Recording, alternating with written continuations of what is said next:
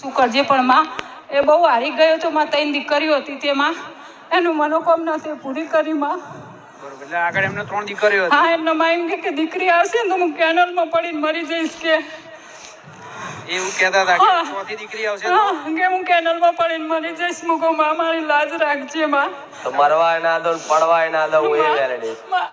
નમસ્કાર દર્શક મિત્રો, અત્યારે બારેજા ધામ એટલે કે ખૂંખાર મેલડીનું ધામ તરીકે ઓળખાવા હવે લાગ્યું છે. ત્યાં લાખો લોકો તેમની શ્રદ્ધા લઈને જાય છે અને તેમની મનોકામના પણ પૂર્ણ થાય હોવાની ચર્ચાઓ અત્યારે સોશિયલ મીડિયાની અંદર આપણને જોવા મળે છે. ત્યાં મોટી સંખ્યાની અંદર ભક્તો દર્શન કરવા આવે છે અને રવિવારે ડિબેટ લાઈવ થતી હોય છે. ભક્તો તેમના દુઃખ અને જે મેલડી માતાએ તેમના મનોકામના પૂર્ણ કરી છે તે પણ તે ડિબેટની અંદર જણાવતા હોય છે.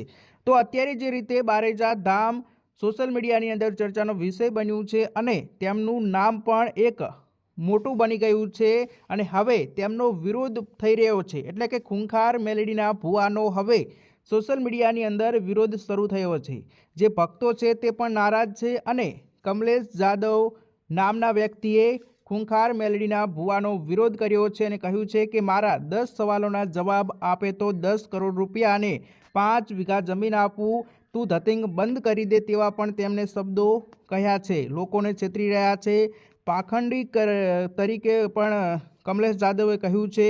કમલેશ જાદવે એક વિડીયો બનાવ્યો હતો. તે વિડીયોની અંદર કહ્યું હતું કે ઘરના લોકો ઉપર ખૂંખાર મેલડીના ભુવાએ ગાડી ચડાવી હોવાની પણ વાત હતી તે હવે વાયરલ થઈ છે.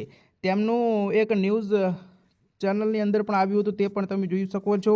અને અત્યારે જે રીતે બારેજા ધામ ખૂંખાર મેલડીના નામે ઓળખાઈ રહ્યું છે અને ભુવાનું નામ એટલે કે ભુવાનો ચહેરો તો હજુ સુધી સામે આવ્યો નથી, પરંતુ ત્યાં લાખો લોકો તેમની શ્રદ્ધા લઈને જાય છે ને તેમની મનોકામના પૂર્ણ થાય છે તેવું લોકોના મુખે ચર્ચાઈ રહ્યું છે. તો અત્યારે જે રીતે વાત કરવામાં આવે તો કમલેશ જાદવે પડકાર ફેંક્યો છે. કમલેશ જાદવે સુરાપુરા ધામ, ભોળા ધામના જે દાનભા બાપુને પણ પડકાર ફેંક્યો હતો, પરંતુ હવે ખૂંખાર મેલડીના ભુવાને પણ પડકાર ફેંક્યો છે. હવે આવનારા સમયની અંદર શું થશે તે પણ હવે જોવાનું રહ્યું છે, કારણ કે ઘણા કોલ રેકોર્ડિંગ અને વિડીયા હવે કમલેશ જાદવ છે તે સોશિયલ મીડિયાની અંદર વાયરલ કરી રહ્યો છે.